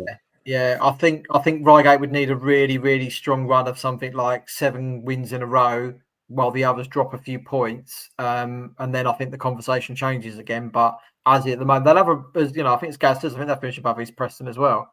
I'm going to take a punt that they finish in the playoffs. Yeah, I just think you've got Godalming, you've got Jarvis Brook, you've got Worthing United, you've got Arundel. I just think there's 5. Billingshurst, yeah. Billingshurst. Most entertaining team. You've got 5 teams there that are already above them that I can't see them relinquishing those top 5 spaces. I think the top 5. If I be honest with you, I think the top 5 now will be the top 5 at the end of the season, not necessarily in that order. Who goes up then? Who do you think goes up? Because Godalming. Yeah, I think they do. I think if you beat Godalming, you're going up. If you finish above Godalming, you'll go up. And then the 4 behind, out of that 4, the best team I've seen this season are Worthing United. They've got a fine mixture of experience. They've got experience. They've got youth. And do you know what? The 2 coaches there, I know you're good friends with, and I'm not blowing smoke up their arse. They've got the experience of managing youth and know what it takes to be a player, to bring a player from. So Ethan Roberts, for example, he's come straight out of the under-18s and has gone straight into the first team at Worthing United, and he's doing well. So that boy is good enough. Definitely. I'm surprised Stenning didn't keep him on, but I know with all the other strikers they've got. But I tell you what, that boy is top draw. I think it'll be Godalming to go up, and then I think the playoff final will be Worthing United Arundel. Cool. Billingshurst and Infinity won't be happy with that. No, I've seen all 5 teams. Yeah. Right. revisit. I haven't seen Godwin yet. Yeah, so let's revisit the conversation in just once we've gone through the 2 groundhog games, because I'll give you my bit on it just to say why I think it's going to be slightly different. Yeah. So Sunday morning, Gaz and I were at Loxwood against Arundel. Lovely and sunny, full of people, and Loxwood started really well, didn't they? And then conceded. Yeah, and then conceded, and every single ball over the top of their back 3 looked like it was going to be an Arundel goal, and probably 3 out of the 5 came from that particular method. They scored the first goal, and then I'm not going to sit on the fence. They bent over and got shafted. Who scored for Arundel? Did Harry get on the sheet? Harry got 1, yeah. Harry Russell got 1. He's quality, Harry Russell. I think Harry Russell, Liam Brady. Oh, I love Brady. He's such a little legend. He's not done much since he left Arsenal, though, to be fair. No. Brady's a lovely lad as well. Top lad. I think to give it a little bit of context as well, I spoke to Mark Lacey before kickoff as well, and I know Loxwood have really struggled with injuries this season. They had 12 players out injured. They had 2 back for the Arundel game. 12? Yeah. I spoke to Mark at the end of the game, and those 2 players that come back, another 2 players have picked up injuries. So they're back to a lot of players out, which is why they've slid that far down the table, and probably seen on X quite often that they've been signing players literally to cover gaps on the way through. But they were very open at the back. As we said, the ball over the top just looked as if Sam Pearson and Harry Russell were going to hit the net every time, because they just couldn't defend against it. And it was just so easy to play that ball. Resulted in 3 of the goals in the first half as well. Go on. He's done a good job, isn't he? Jossie Parsons. Yeah, him and Jimbo have got on fire and got that game in hand as well. Couldn't say anything other than they thoroughly deserve to win. But Loxwood do need to get some players back, I think, to help them get that spot at the table. But it's a decent game to watch, though, Gaz, wasn't it? Even it was a bit of a slippery pitch because of the overnight rain as well. Yeah. So we had a few good tackles flying in. Yeah. Would you say they're a better squad than last year? Who's? You 2 lads. I haven't seen Arundel this year. Would you say they're a better squad? So that's the first time I've seen them this year, and I'm watching them against a side that's struggling at the moment. When I look at the game I went to in the afternoon, I can pick that one apart a little bit easier, maybe because of the quality the pair of them have got. Whereas if I'd watched Arundel against maybe an Infinity or a Billingshurst, then I probably would have given a bit of a different answer to it. They're up there on merit for what they've won. They're scoring goals. Can't ask for much more than that. They're one of those top 5 at the moment. They look a bit more balanced in terms of the youth. And like I was saying about Worthing United, that's why I've sort of tipped those. They look balanced in terms of youth and the experience. So, well, I mean, they won a crazy run, didn't they, Arundel, at the end of last season? Was it 9 out of 11 or something like that? Something ridiculous, And they went from basically obscurity there to nearly getting promoted. At that day, held on against Forest Row, 3-1 up. Yeah. Absolutely. I just think last year they had Dave Herbert there, who was banging in goals for fun. They haven't got him this year, but they also seem to be sort of banging in goals. And the goals aren't just coming from that one person; they're coming from across the team as well. That's my opinion. That I've got more of a blinkered opinion of it than some, but I think they're well drilled. I can tell you that much. Well, I'm glad Josh and Jim have been given the chance to do it alone, because whatever that other geezer, we lasted 15 hours, 16 hours or something like that. But we're left with 100% records. You can't ask much more than that, can you? Fair enough. So after I finally made it out of the car park, which was a little bit earlier than Gaz. There was a little bit of congestion. I pissed someone off big time because I decided to do a 3-point turn in all the traffic. Well, at least down that Loxford Road. At least you did have a horse box on the back, though. Yeah. That's I waited for a gap and I did a 3-point turn so I could get out. I bet it was like watching Per Mertesacker on ice, that. Yeah. Probably I was in a van as well, so it wasn't very... So anyway, so when I made it out of the car park and down to Godalming, they played Worthing United. Obviously, Billingshurst went top the day before, having plonked another 5 in the net against Saltdean. A win for either side would have put them back on top. And first half, Worthing United, I thought, were very good value for their lead. They didn't let themselves be intimidated or bullied by Godalming. Penalty 45 plus 1 or 2, I think it was, for Godalming. Leveled it up. And the second half, Godalming were just an absolute different beast. They bullied. They didn't let Worthing United play. Their counter-attacking was really good, and they rattled in another 3 goals. And, deservedly probably went back to the top of the table. But I spoke to Mark Sanderson at Worthing United after the game, and he basically said, pretty similar to that. But from what I saw of Worthing United in the first half, I thought they were going to go on and win it. Whether if they hadn't conceded the penalty, which it was handball, no one disputed it. Whether that really changed the complexion of the game and the time it was scored as well. But Godalming were absolutely superb second half. And you can't take anything away from them. But I would say Worthing United have got plenty there that they'll be up there as well. And I think, if I'm honest, from what I saw from a half of each, I've seen Billingshurst, I've seen Infinity, and I've seen Arundel. I wouldn't change that top 5 as it is. That will probably be the top 5. It will take something not monumental, but someone to have a really good run of 5 or 6 wins to actually just lodge one of those sides in it. Who goes up? Hang on, go on, Chris. I was going to say that can happen, but I think if Arundel win their game in hand, where the last few weeks we've been saying how close it is from basically top through to 13th, I think if Arundel win that game in hand, there's then a bit of a gap opens up between, Jarvis Brook in 6th, and who will then be 5th, which will be Infinity. There'll be a 4-point gap, and that'll probably be the widest it's been all season. And I think at that point we might start seeing a bit of a partition in the league. Yeah. I think, Mike, in answer to your question, if Godalming can play like that second half every week, no one's going to, get close to him.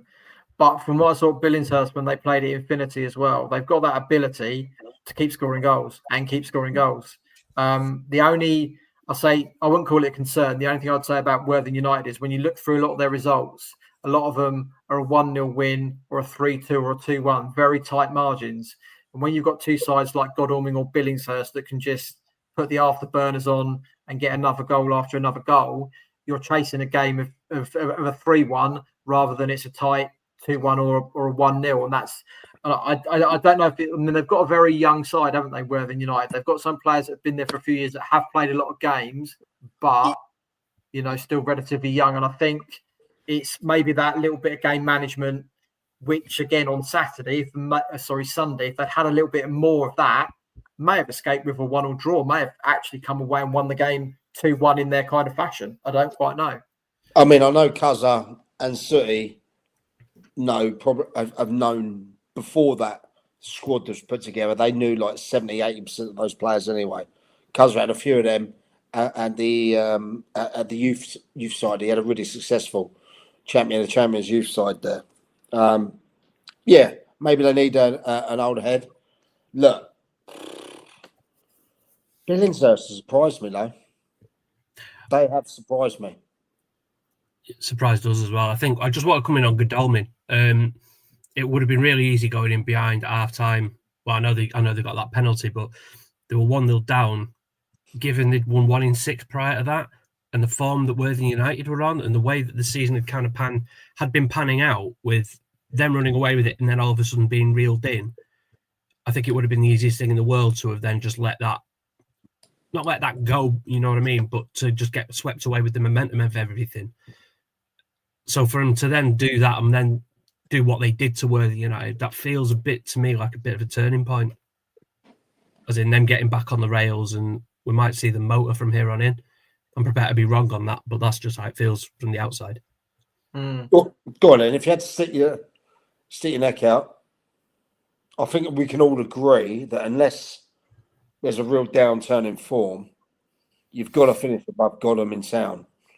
And most boys before, and that weren't me this time, before you win that league. Who are you saying? They've lost 3 of 52 games that Mo's been in charge in the league. How many? 3. What, Mo? He's lost 3 games. Yeah, because last year it wasn't defeats. He's built different, that guy. He's built different. He's a lovely guy. Last season it was draws that were derailing him, not defeats. They just got off to a slow start draw-wise. So they've lost 3 of 52. I'd put a decent amount of money on Godalming. You never cease to amaze me, stat man. Do you know what I mean? You just come out with them. Well, people do ask us questions. I was teed up on that one at the weekend, but so I did look at it. But yeah, 3 and 52 is absolutely insane. Go on then, Trev. Oh, yeah. Hello, Mo. How you doing? That's the Godalming manager, by the way. Yeah, there you go. Yeah, I think he's about right. I think he's about right. But yeah, great hospitality from all the teams on the hop. We saw at the weekend from Lockswood, from Lancing and Godalming and Mo. So I didn't get a chance to chat with you, but after doing 4 games in the weekend, I did kind of need to get home to the missus before I had recriminations or the key in the door and I couldn't get mine in to get back in. One final one though, no pressure, Mo, but I think all 4 of us have tipped you to win the league. So who else goes up then? I said Billingshurst. You said Billingshurst. Yeah. That man, you said? Yeah, given the way things have gone so far, Billingshurst.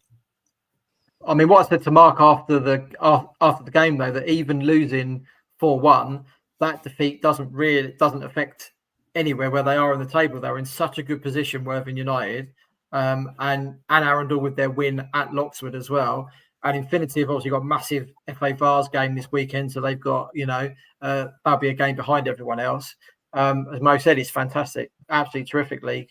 I mean, we've probably got our own National League South title race happening in the Southern Combination Division 1 this year. Yeah, you're right. Gaz, go on. You didn't say who you think? Hoping you'd ignore me. Look, I try to. I just think the experience of last year will mean Arundel get over the line this year. Well, you say that though. Infinity made the final last year, didn't they? And only lost to a stoppage time goal to Forest Row. Yeah. Look, I'm going to back my bro. So there you go. Hey lads, on the 15th. Well, I want to go for the club I spent 15 years at as a kid. Yeah. No, I'm going Worthing United because I know a few of the people. I know the management there. I know that they want to go up. It depends if the young ones that they've got around them can really step up, because it's okay playing youth football or 23s football or more local football. You can go and step it up in those leagues, and we give them a chance. But that's what I'm going for. A week on Saturday, it's Worthing. It's Worthing hosting Billingshurst. Oh, that's gonna be some game, isn't it? I think it's going to be 1-0, or it's going to be about 7-1 to Billingshurst. It's going to go. Nothing like that. I know you lads are at a different game this week, which I'm sure you're going to mention later, Trev. But yeah, I am at that game, this Worthing United game this Saturday. So it'd be interesting to see, because it'll be the real time. Saturday they've got East Preston, Mike. It's a week Saturday. No, East Preston. Yeah, this is a game I'm going to Saturday. I'm going. Okay. No, Chris was on about the week after though. Yeah, no, I know, but I'm saying I want to see him because I know the players. and I've seen them in like the Milo game and that, but that had a bit of emotion around it for the thing. So yeah, we will see. But everyone picked someone different, so I like that. There we go. That's in the note. Step 7 results last week, and started Friday night with the Hop game. Alfold 2, Rustington 5, and the Surrey FA Saturday Premier Cup. Wolverhampton Phoenix got a home walkover against Capel. In Division 2, Rudrick and AFC Brighton Rangers finished 2 each. In the Hop, Southwater beat Ferring by 4 goals to 2. TD Shipley beat Boston by 6 goals to 0. Upper Beeding beat Storrington 2-1. And Hailsham Town beat Brighton Electricity 2-0. This coming Saturday in the Sussex Intermediate Challenge Cup, it's Cookfield Rangers against Brussington. Ferring play Southwater, but Ferring this time. Storrington head to Jesters Town. Rotherfield host Hailsham Town. TD Shipley against Westfield Reserves, and Westfield themselves against Cheshire City B. In the Surrey FA Saturday Intermediate Cup, it's Ripley Village against Alfold with a 1:30 kickoff. And in Division 2, Brighton Electricity against AFC Brighton Rangers. Rudrick hosts Capel, and Upper Beeding head to Worthing Town. In the Mid Sussex Premier Division, last weekend in the Surrey FA Saturday Intermediate Cup, Trenham beat Reigate Pro Reserves 2-0 at French's Athletic 1-3-2 at Westminster Casuals. The Montgomery Cup, Cookfield Rangers 1, Wivelsfield Green at 3. In the Premier Division, Holland Sports 2, Hollington United 1, Punnett Town 3, Polegate Town 1, Rotherfield 2, Shoreham Seconds 2, Westfield and Balkan was postponed, and Crowhurst beat Linfield by 5 goals to 0. This weekend in the Surrey FA Saturday Intermediate Cup, Forestdale host Holland Sports. In the Premier Division, Crowhurst travel to French Athletics, Punnett Town against Shoreham Seconds, Reigate Pro Reserves at home to Balcombe, and Lindfield at home to Polegate. In the West Sussex Premier Division, last weekend, Centenary Cup, Westcott 1935 1, Dell United 7. In the Premier Division, Angmering 3, Horsham Crusaders 0. Harting 4, Watersfield 10. Mike, that's your sacking territory and beyond. Sacked. 10-4? 10-4, yeah. It sounds a cracking game, though. 10-4 is a cracking game. Amazing, isn't it? I thought Selsey Cockthorne at 6-4 was fairly decent, but you got your 2 pence worth there. Holbrook Athletic against Whitchurch United was postponed, and Petworth went down 3-0 at home to Billingshurst Reserves. The Malcolm Simmons Memorial Cup this coming Saturday. It's Petworth against Stelham United and Wittering United against Selsey Reserves. In the Premier Division, AFC Fishbourne against Horsham Crusaders, Amron against Billingshurst Reserves, Dell United against Holbrook Olympic, and Watersfield against TD Shipley Reserves. Right, that's everything rounded up. Mr. SNLF Food Guy, burger reviews. Yeah, right. Where have you been, Gaz? Where have you been? East Preston. And lots. I'm not expecting much, to be fair. Right, I'm going to read it. Alex, I've eaten it. I've made some comedic ones here. Okay, East Preston. A very ELB setup. Though credit where it's due, at least it was toasted. Unfortunately, the whole thing leaned heavy on the grease. Cheap burger patty, Booker cheese slices, but not much to shout about beyond that. 5 out of 10. Edible, but you're wiping your hands more than you're smiling. Okay. And then Loxwood. Feels like a Warburton-style sliced bap. Not fancy, but familiar. Inside, a seasoned burger, seasoned sausage, and a proper bit of thick bacon. Plus a token slice of cheese, onion and tomato. Decent overall, though a little on the dry side, crying out for an extra slice of cheese to put it all together. 6 out of 10. Decent showing, mid-table consistency. So you didn't have the greatest burgers at the weekend then, mate? No, I need to go Horsham. Did I tell you about my Guernsey burger? I wasn't on that one. I think you probably did, but I don't know, actually. I'll tell you, Food Guy, you would have loved that, mate. It was like smashed patty, you know, nice. Double cheese, grilled burnt bacon. Yeah. Oh, I like a bit of burnt bacon. Dills, lovely slice of lettuce and that. Double cheese. Cheddar, yeah, brioche bun, about 560 quid. That's it. And I dropped it because they actually scored as I was doing it, eating it, and then they scored against when they played YM, and I dropped it. Oh no. And I couldn't afford how do them little rubber blap things off the 3G work for the texture of the burger? But yeah, Guernsey definitely had a solid. Well, I would have given it a 9. You probably would have given it, I don't know, 8.76 or something. Yeah, I think I've been pretty fair. I think the two that are top in Stennon and Wick deserve to be there, right? But you shot your bolt a bit early, didn't you? You were giving like 9.2s, 9. Well, that's because I went to Stennon. The food's good though. It's more where he's been, Mike, rather than what he's given out. If you've gone to EP, you've noticed you're starting to get a few burgers. You're starting to get a few 5 or 6s. Now, when I upload the pictures onto Instagram, you shall see the grease. I showed Trevor a picture on Sunday. Yeah, it did look greasy. It was very greasy. Almost as greasy as that. No. We'll move on. Next section. Right, on to Team of the Week, sponsored by Singer's Roofing Specialists. The winners of the vote for October, isn't it? Yeah. Was Hayward Heath Town, 67% of the 108 votes for them. This month we've got 5 flipping Saturdays again. So what? It's not Horsham YM, Mike. No. No, well, no, they probably won't get it anyway, will they? To be fair. Well, who knows, eh? Who knows? You could probably give them 15 weeks in a row, and then we can get it. Yeah, that could happen. You know, these things are just these things, aren't they? Because there's 5 Saturdays this month. There's an extra chance this weekend to throw your name in the hat with a good performance.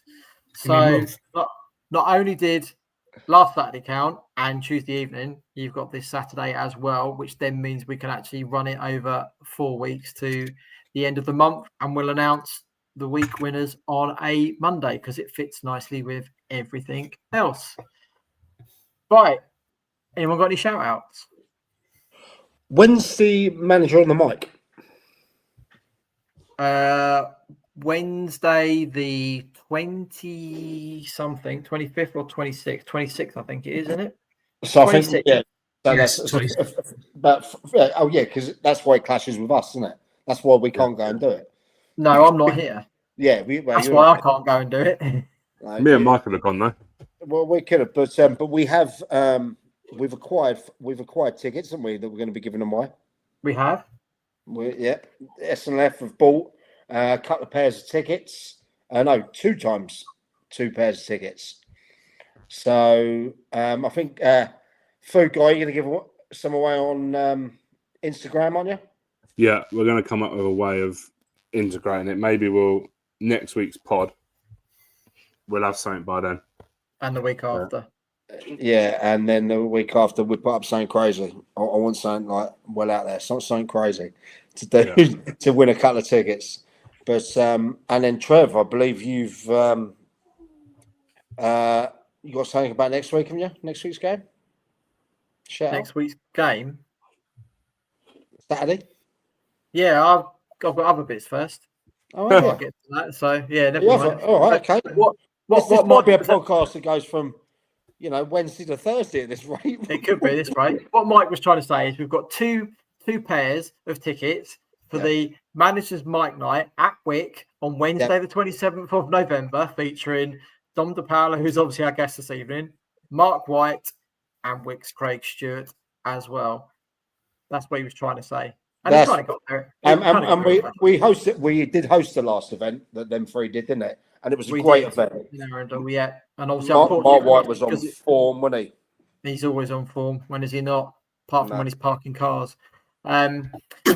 Obviously, none of us could be there because it's a Wednesday evening of all nights. I'm not actually in the country anyway, so it wouldn't make any difference. And obviously, Mike, Chris, and Chris is out. Chris is out. Yeah, that's going to be a naughty one because it's me and Gaz on the show, isn't it?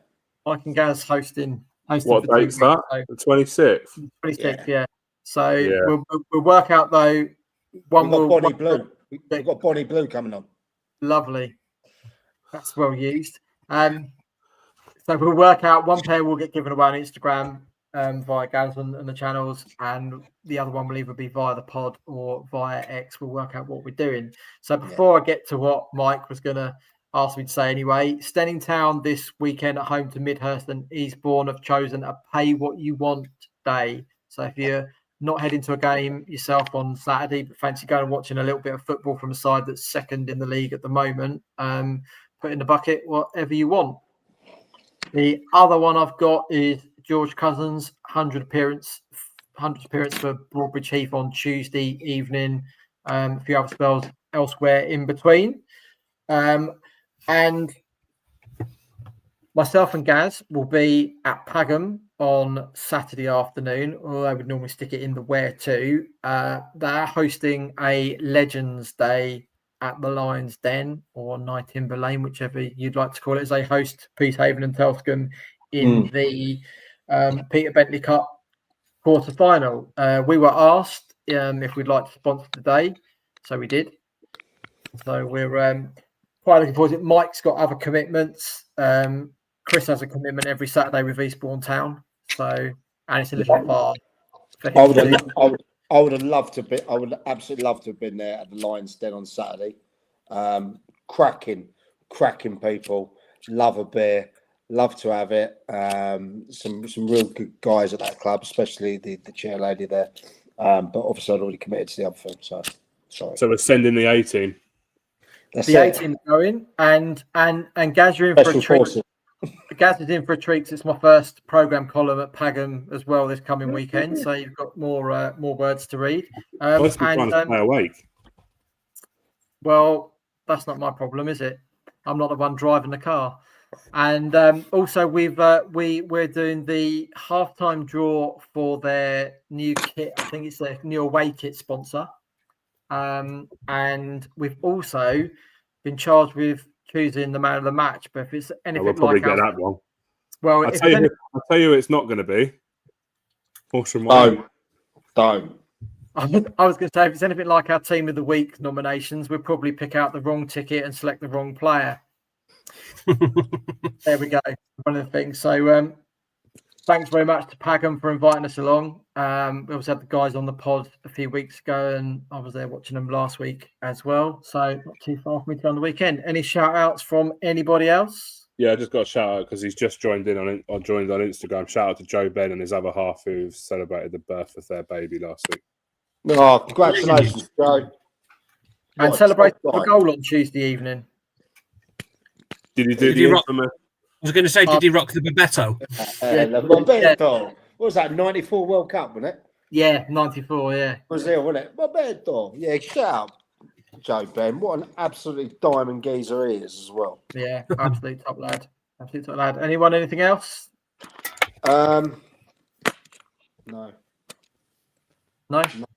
I have no shout-outs. Very good. Chris, I imagine you're at Saffron's on Saturday? No, because occasionally we have these troublesome away games. This one at the weekend is Faversham. Oh. And you win the unbeaten run. Didn't fancy it, Chris. Well, I haven't made a decision yet, but I barely know where Faversham is. I just know it's a hell of a long way from here. So, Kent, isn't it? Yeah. Faversham, yeah, Mid-Kent. Yeah. Mid-Kent? Yeah, and you live all the way down in that way, mate. So that's near, a lot nearer to you. Oh, okay. I thought it might be another like Margate or Dale scenario. No, not as far as that. It's on the same on the same M2, A2, but not as far as that. Yeah. Oh, okay. A bit past Sittingbourne. Maybe then. We'll see. A little bit. Anyone going anywhere next Tuesday? Oh, no. Look. What's on offer? Horsham are at home, Worthing are at home, Eastbourne Borough are at home. Who else are at home? East Preston, Billingshurst. I'd like to go to Billingshurst. I want to get down and see Billingshurst. Or go up to see Billingshurst. I'll tell you where I am on Tuesday. I'll tell you where I am on Tuesday. I am at the Saffrons. You are? Yeah, because it's a derby as far as we're concerned. Hastings at home. Yeah. So that's a big one for us. And then, so that's why. Yes, a lot of games Tuesday. Gaz, anywhere? Or are you going to make a decision after Saturday? No, I going out for dinner for work. How wet does that sound? Yeah, I know. We're going out for dinner with wild work chums. I think we're going to the Steakist in Arundel. You ever been? No, I know people that have, so it's good. All you can eat steak on a Tuesday night. Oh, that sounds a bit of me. All you can eat, baby. Yeah. Where's that? Arundel seems too much of an upmarket town for having a little cheeky all-you-can-eat in there. All-you-can-eat steak, mate. Guys, remember that picture you sent me yesterday or the day before? Don't be looking like that when you come out of Steakist. Oh, no. Yeah. I'll show the chap. So I sent it to Trev last night. This was me and Trev 5 years ago. Yeah. Look. Mate, you look like something out of a Pablo Escobar type meeting, mate. Look at that. Listen, I was sitting next to him. He hadn't eaten me, okay? Where's Jesus. Oh, Gareth, you look gangster there, mate. Gareth Corleone. I look got a bit of the Big Johns about me there, haven't I? Yeah, mate. Chinese. Anyway. Shows how far you've come, though, mate. Well done. Yeah. Yeah, 11 stone down since then, chaps. Yeah. How much? About 11 stone. That is disgusting. It's like a whole human. That is like a whole me almost. Yeah. Yeah, all right. That is incredible, mate, doing that. That really is. I still go out and have burger reviews most weeks. There you go. I was going to say, and now it's ironic. He's the SNLF food guy. Yeah. The slim guy. Yeah, right. There we go. I don't know where I'm going to go somewhere Tuesday because I didn't go to a game last night, but I don't know where. Might go Broadbridge Heath or Three Bridges. I haven't seen either of them sides yet. Who's Broadbridge Heath playing? Because you told me you want to go there when they play Croydon. Yeah, I know I do. Broadbridge Heath got Jersey Bulls. I'm quite interested to see what Jersey Bulls are like as well. I saw them at Worthing. They were right, actually. Yeah. Jersey Bulls, aren't they massive? Like, and they hang really low. Nah, they're Sorry. Waffling. What was that? A Mick Dundee guy did that, didn't he, to that ball? Yeah. Crocodile Dundee. Yeah. Well, you won't be going anyway because you'll be eating steak. Yeah, but it depends what time we're entertaining. Like, we've got the guys, one of our guys coming over from Ireland. So, is it going to be a mad one, guys? Nah, not on a weeknight, mate. Night. I go to football on a Saturday and don't have a drink. So, yeah, to be fair. That is true. Right, that's it from us this evening. Apart from our socials, if you want to get in touch with us, you can email us, trevor@thesnlf.co.uk, gareth@thesnlf.co.uk, and mike@thesnlf.co.uk. We need Chris at the SNLF.co.uk, don't we? Yeah, he doesn't. No, he's got to be something else. He's got to be Statman or Alien at the SNF.co.uk, hasn't he? I'm loving his hair as well at the moment. Statman, I'm loving your hair, dude. I've just not had it cut for months. It's the general. No, he looks it. No, that's the United fan, not you, mate. You win all the time, you City fans. Oh, that guy. You can find us on X at the SNLF and Facebook, thesnlf.co.uk. And Gaz? TikTok and Instagram, the SNLF.co.uk. I love it when he pays attention. This is superb. This is.